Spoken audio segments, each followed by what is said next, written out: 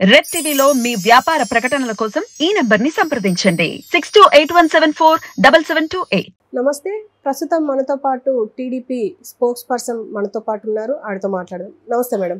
నమస్తే మేడం, ప్రస్తుతం సజ్జల గారు ఒక కామెంట్ చేశారు. బీజేపీతో ప్రయత్నాలు చేస్తూనే ఇటు కాంగ్రెస్ని లైన్లో పెట్టారు అని చెప్పేసి అంటున్నారు.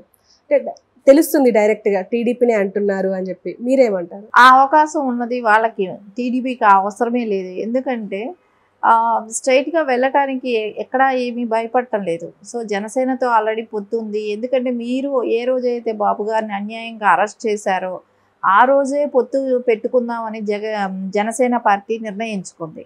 ఆ రోజు చంద్రబాబు నాయుడు గారిని కలిసి వచ్చిన వెంటనే అనౌన్స్ అయింది పొత్తు అనేది ఉంటుందనేది. ఎప్పుడు ఎట్లా ఏమనేది తర్వాత చెప్తామని అన్నారు. సో అలాంటి అవకాశాలు మీరు ఎదుర్కొంటున్నారు. మిమ్మల్ని ఎవరు కలుపుకోలేదు కాబట్టి ఈ అక్కస వెళ్ళగక్కుతున్నారు అనేది అయితే అందరికీ తెలుస్తుంది. ఎందుకంటే మీరు బీజేపీతో ఈ పొత్తు కుదరకూడదు అని, బీజేపీ జనసేన టీడీపీ పొత్తు కుదరకూడదని మీరు ఎన్ని రకాల ప్రయత్నాలు చేశారనేది ప్రజలందరూ చూస్తున్నారు. మీరు ఎన్నిసార్లు దూతలు పంపించారు, ఎన్నిసార్లు జగన్మోహన్ రెడ్డి అక్కడ అపాయింట్మెంట్లు కోరారు, వాళ్ళ అపాయింట్మెంట్స్ కోసం ఎన్ని రోజులుగా ఎదురు చూస్తున్నారు, ఎన్నిసార్లు ఢిల్లీ పర్యటన చేసి ఒకరోజు వెయిట్ చేశాయని 2 రోజులు వెయిట్ చేశారని మీరు అపాయింట్మెంట్స్ ట్రై చేసుకున్నది తెలిసిన విషయమే కదా.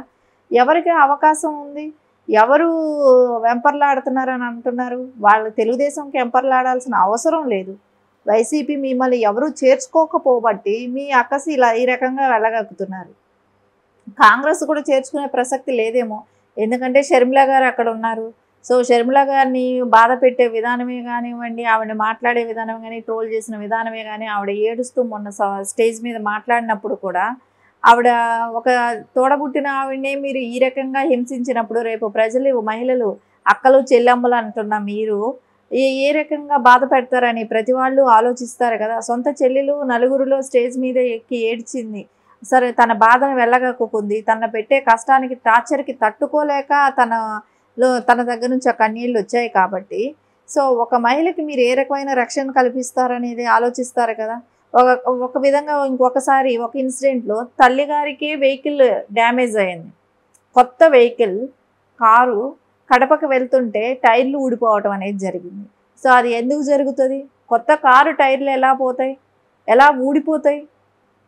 అంటే తల్లినే బెదిరించి నువ్వు తెలంగాణ నుంచి రానివ్వకుండా ఆపావయ్యా. అది అందరూ చూస్తున్నారు కదా, అందరికీ తెలుస్తుంది కదా. నువ్వు తల్లికి చెల్లికి బాబాయిని హత్య చేసిన వాడెవరోని కనిపెట్టలేక అప్పుడప్పుడు ఈ ప్రెస్ మీట్లు పెట్టి మీరు వాళ్ళతో పొత్తు పెట్టుకుంటే కానీ గెలవలేరు, జగన్మోహన్ రెడ్డి మోనార్కు, ఆయన్ని ఓడించలేక మీరు వాళ్ళతో పొత్తు వీళ్ళతో పొత్తు అని అనటం కాదు కదా. మీరు ఎంతవరకు ఏం చేశారు, మీరు చేసిన విధానాలు ఏంటి అనేది ప్రజలు గమనించాలనుకుంటున్నారా? ఏ రకమైన డెవలప్మెంట్స్ ఏమైనా చేశారా? మీరు చెప్పుకోగలిగే ప్రాజెక్ట్ ఏమైనా తెచ్చారా? ఏమైనా డెవలప్మెంట్ చేయగలిగారా? ఏమీ లేదు కదా. చేయనప్పుడు మీరు ఆలోచించాలి. మేము గెలవము అనేది మీ దగ్గర సీట్లు అడిగేవాళ్ళు లేడు, ఉన్న మినిస్టర్ని, ఎమ్మెల్యేలని, ఎంపీలని ఎవరిని కాపాడుకునే పరిస్థితి లేదు. మీరు వాళ్ళు సిట్టింగ్ ఇప్పుడు పొజిషన్లో ఉన్న గవర్నమెంట్ని వదిలేసి వాళ్ళ పక్క పార్టీల వైపు చూస్తున్నారంటే మీ క్యాడర్కే మీరు నమ్మకం కలిగించలేనప్పుడు సో మీరు ఇంకొక పార్టీని మాట్లాడే అర్హత మీకుందా? అది మీరు ఆలోచించుకుంటే మంచిగా ఉంటుంది. అండ్ ఇప్పుడు హరిరామ జోగయ్య గారు కూడా ఒక కామెంట్ చేశారు. అంటే అమిత్ షాని కలవడానికి ఆల్రెడీ అంటే వాళ్ళ నివాసానికి వెళ్ళారు చంద్రబాబు నాయుడు, పవన్ కళ్యాణ్. ఖచ్చితంగా ఒక గుడ్ న్యూస్ వస్తుంది, అంటే 3 పార్టీలు కలుస్తాయి అని చెప్పేసి అంటున్నారు. దీన్ని మీరేమంటారు? ఇక్కడ ఒకటి మనం ఆలోచించాలి, అది మనం ఎప్పుడూ అనుకున్న విషయం. గత 2 రోజులుగా ఇది జరుగుతూనే ఉన్నది. ఈ అనౌన్స్మెంట్ ఇంక ఈరోజు వస్తుంది, ఎవరెవరికి ఎన్ని సీట్లు ఏంటనేది కూడా చెప్తారు. సో అది ఆల్రెడీ అది ఫిక్స్ అయినదే. జనసేనతో పొత్తు అనేది టీడీపీ జనసేన 3 పొత్తులో ఉండటం అనేది కన్ఫామ్ అనేది మనం గత 2 రోజులుగా చూస్తున్నాం, తెలుస్తుంది కూడా. అదే అందరూ కూడా అనుకుంటున్నారు. కానీ దీని మీద వైసీపీ వాళ్ళ అక్కస ఒకటే మనకు కొత్తగా బాధపడటం, వాళ్ళ ఆవేశం, వాళ్ళ అత్యుత్సాహం అంటారు కదా, అది వచ్చి బయట పెట్టడం, ఏదో జరిగిపోతుంది వీళ్ళ భయపడే విధానం. వాళ్ళకి ఏంటంటే టెన్షన్ స్టార్ట్ అయింది, ఎలాగో ఓడిపోతున్నాం. సెంట్రల్ గవర్నమెంట్ ఆల్రెడీ సెంట్రల్లో కూడా బీజేపీ చేసుకున్న సర్వేలో కూడా వాళ్ళు చెప్తున్నారు డెఫినెట్గా 23 ఎంపీ స్థానాలు కూటమికి వస్తాయి అని చెప్తున్నారు. సో ఇవన్నీ చూసినప్పుడు ఆటోమేటిక్గా జగన్మోహన్ రెడ్డికి భయం రాకుండా ఇంకేముంటుంది? ఆ భయపడే విధానంలోనే ఆయన సజ్జల గారిని ప్రెస్ మీట్ పెట్టించడం, ఇలాంటి మాటలన్నీ మాట్లాడటం, ఇవన్నీ చేస్తుంటాడు. సో వాళ్ళ భయమే వాళ్ళని అన్ని విధాలుగా బాధపడుతున్నారు అంతే. అండ్ ఇప్పుడు బీజేపీ టీడీపీ జనసేనతో కలిస్తే మైనారిటీ ఓట్లు పోతాయి అని చెప్పేసి కొంతమంది విశ్లేషకులు అంటున్న మాట ఇది. అంటే ఒకవేళ ఇవన్నీ వైసీపీకి ఆల్రెడీ మైనారిటీ ఓట్లు ఉన్నాయి, ఇప్పుడు బీజేపీ రావడంతో మొత్తానికే పోతాయి వైసీపీకి అని చెప్పేసి అంటున్నారు. మీరేమంటారు? అలాంటిది ఏమీ జరగదు. ఎందుకంటే మైనారిటీస్ ఎప్పుడు కూడా తెలుగుదేశం పార్టీలో ఉన్నారు. సో తెలుగుదేశం నారా చంద్రబాబు నాయుడు గారి మీద ఉన్న అభిమానమే కానివ్వండి, వారి మీద ఉన్న నమ్మకంతో గతంలో కూడా ఎప్పుడూ టీడీపీకి ఉండేవాళ్ళు మైనారిటీస్.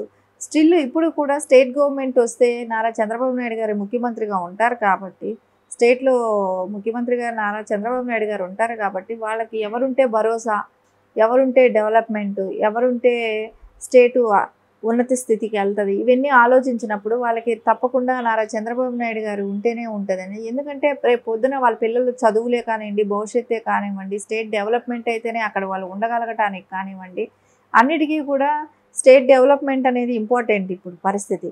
సో అలా ఆలోచించినప్పుడు వీళ్ళు గత 5 ఏళ్ళుగా ఏం జరిగింది, ఏం చేశారు వైఎస్ జగన్ అని చూసినప్పుడు డెఫినెట్గా చంద్రబాబు నాయుడు గారు ఉంటేనే మన ఏపీ డెవలప్మెంట్ ఉంటుంది అనుకున్నప్పుడు మైనారిటీస్ కూడా తెలుగుదేశం పక్కనే ఉంటారు, తెలుగుదేశంకి సపోర్ట్ చేస్తారండి. అండ్ ఇప్పుడు టీడీపీ జనసేన ఇప్పుడు బీజేపీ కలిస్తే ఒక కూటమి, ఇటు ఆల్రెడీ కాంగ్రెస్ లెఫ్ట్ పార్టీలు ఉన్నాయి, సిపిఎం సిపిఐ అవి.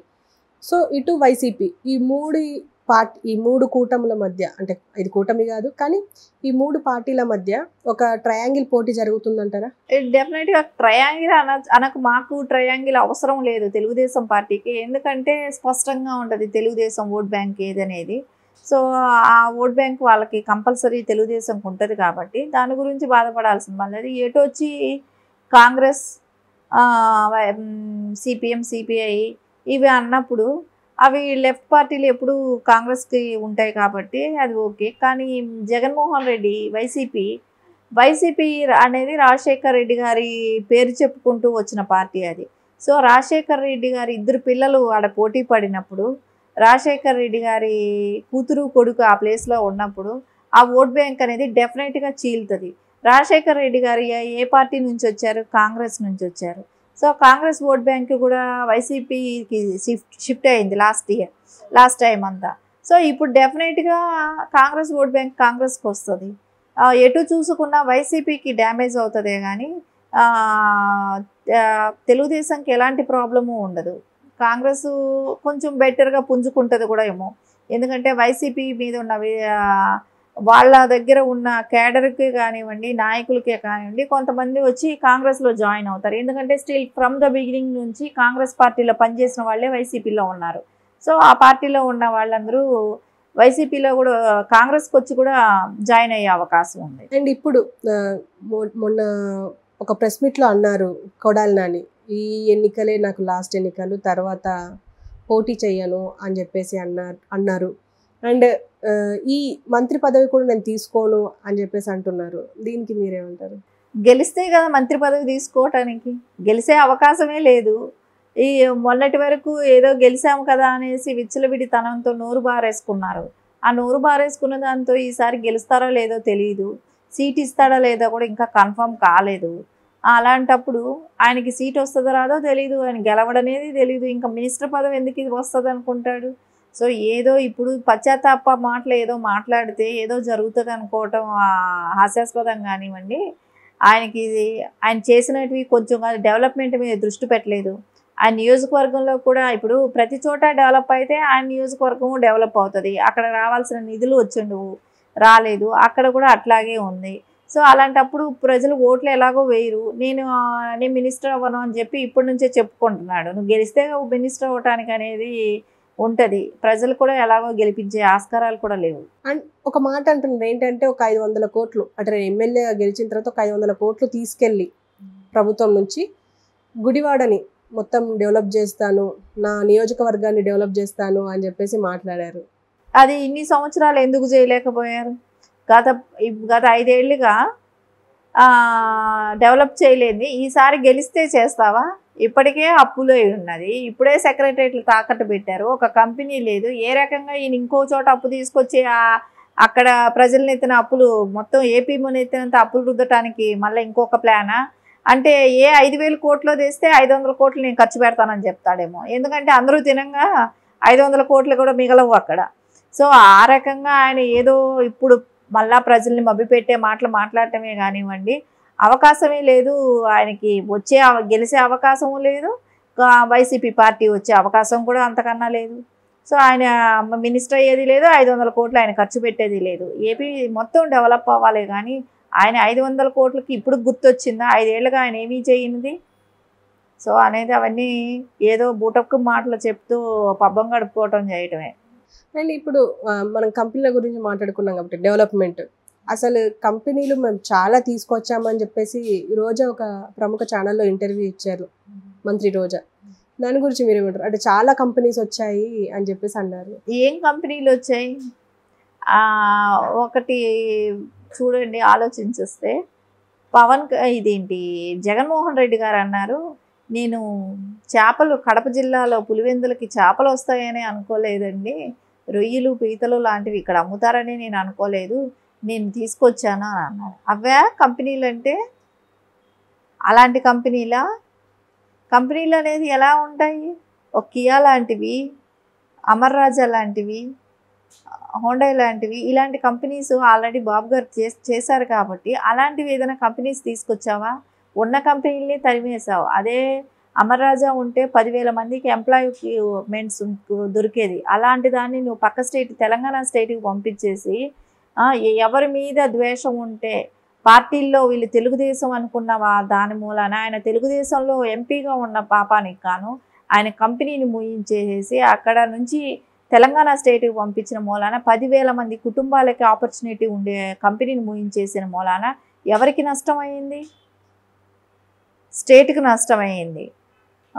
అలాంటి పనులన్నీ నువ్వు చేస్తూ ఏ కంపెనీలు తెచ్చావండి? చేపల చెరువులు, చేపలను రొయ్యలు అమ్ముకోవటం ఆ కంపెనీలు అంటే?